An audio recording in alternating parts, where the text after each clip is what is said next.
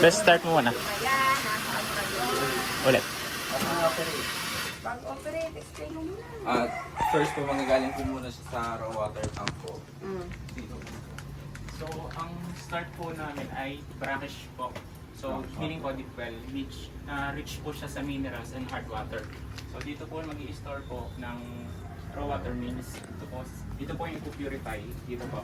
Tapos po, magpo-flow po siya sa RO, sa raw water po. Tapos po, pasok po siya sa multimedia. Dito po papasok po yung raw water na rich po siya sa mga anthracite, silica, manganese. Ang purpose po nito ay mag-eliminate po siya ng dissolved matter po. Pinapalit niyo po yung microns. Apo. Tapos po, papasok po siya sa carbon. Ang purpose naman po nito ay odor po at smell, pati po yung discoloration. Tapos po, water softener. Ito po, meron po siyang mga resins na nag-turn po yung hard water papunta po sa soft water. Tapos po, As after po nun ay pre-treatment naman po bago po mag-reverse osmosis. Isa pong sediment filter na 5 micron, tapos isa pong sediment filter na 1 micron para po mabawasan po yung mga TDS po bago po pumasok ng RO dahil baka po Yan yung last stage yung RO nyo. may post-treatment po ulit. Okay. After po nito, ipapump po siya, dadali po siya dun sa RO pump, tapos papasok po dito sa taas. As lalabas po dito yung, after po dito, lalabas po yung reject water po doon, wastewater na po, tapos po yung product water po ay pupunta po sa product tank. Yung capacity, yung isa nila, Apo. yun ang inyong, ano yung magkakanya dyan? Ano, kaya? 500 liters. So, dinisign niya ng 500 liters lang. Magkano mo inabot nito? Ano lang? Mahal. Ang mahal niyang gawin, di ba? Oo. Magkano? Makagawa pa lang yung pero Mami na kayo. existing naman po yung mga ibang parts dito. Parang in-upgrade na lang po yung Oo nga, magkano nga? 120, 130 po. Mura. Kumpara sa condono. Hindi, pero actually kasi, ano lang sila, nag-set up lang sila, di ba? Ito yung sa bago. Pero ang tanong ko, doon since may pinabanggit kang mga mare-remove or mare-reduce sa bawat tangke, meron ba kayong sampling point din yan? Para alam natin kung baka mamaya kasi ang ano ko ay yun naman baka ang hindi itong inyong membrane ang responsible do sa ano ga muna ang nire-remove nito? Anong target? Mainly po ay mga Heavy metals Yun, po. heavy metals.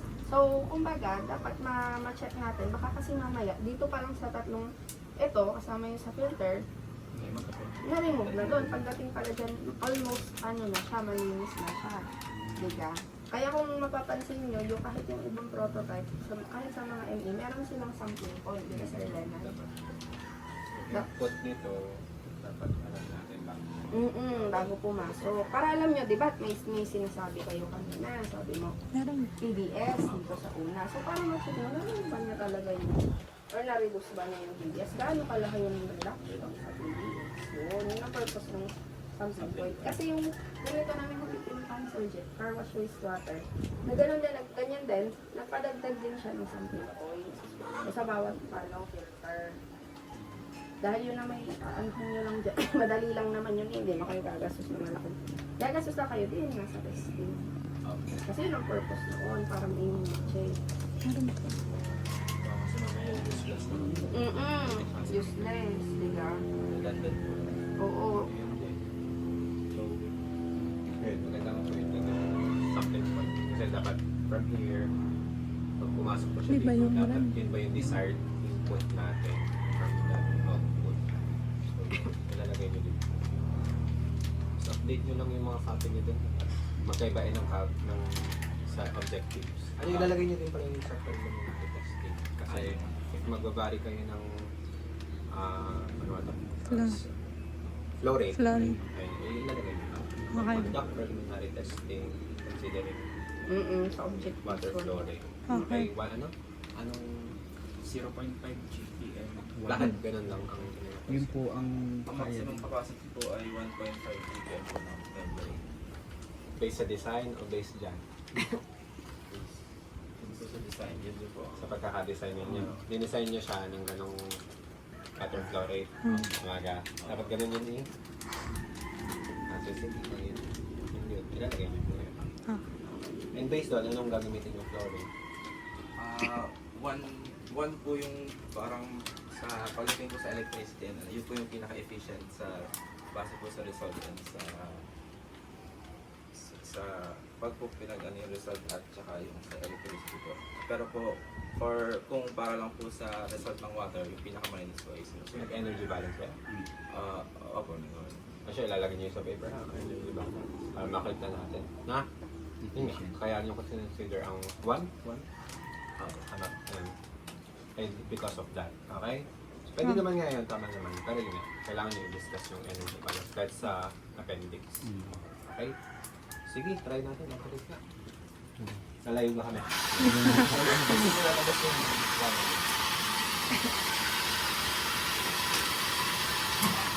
So, currently, ang tubig yung ay, yung millimeter ay, Traction po. galing na talaga tayo.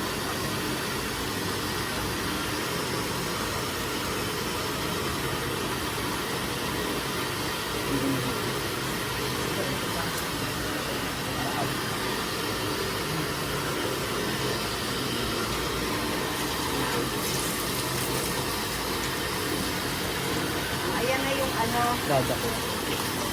naiinom yan.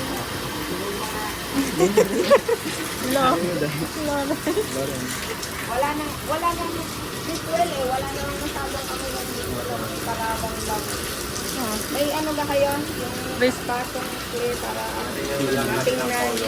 Kahit yun man ng color at maamoy, wala na.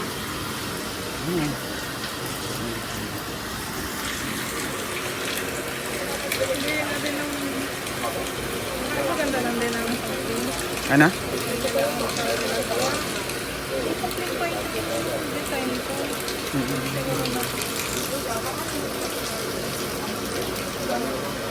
Diba? Oo.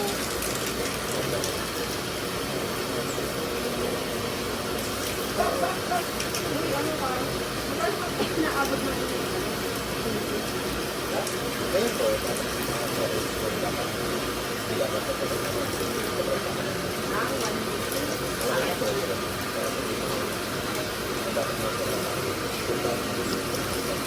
Kulay kaya yun.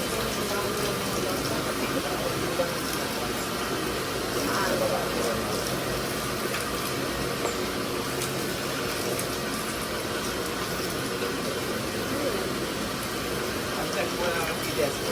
Ha? TDS.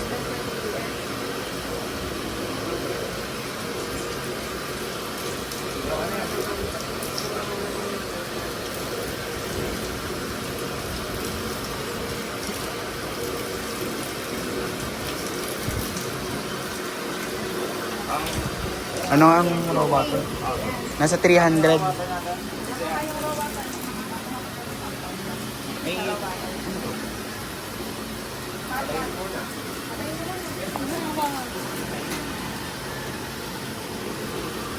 ano sa standard? Ano ba? Nasa standard ng Ang TDS po ay ilan to? 600 po ang ano. Maximum. po. Maximum allowable po. Yan. Sa inumin yan. Ano Sure ka? Ano po?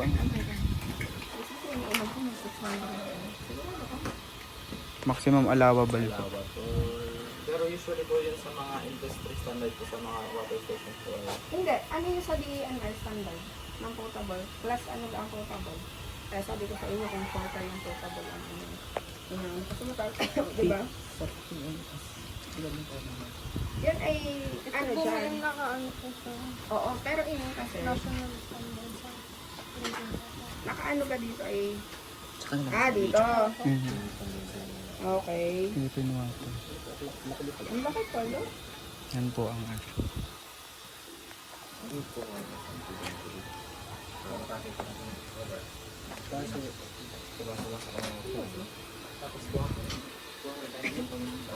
Tunay ba?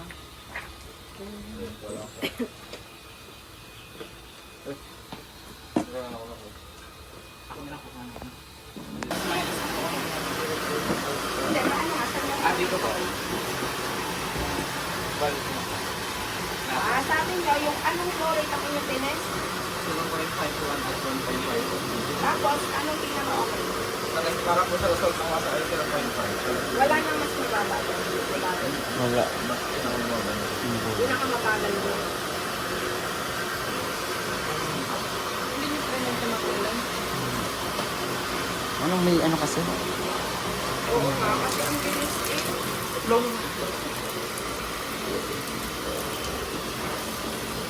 Ano yan? Datang ko. Hmm? Ano ko? Ano? Yan na lang.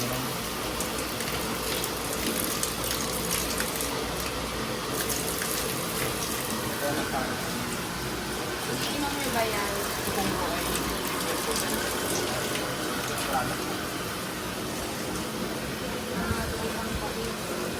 Okay pa ngayon?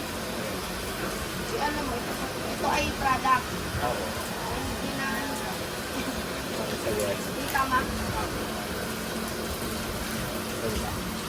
Kita niya? Ika? Hmm?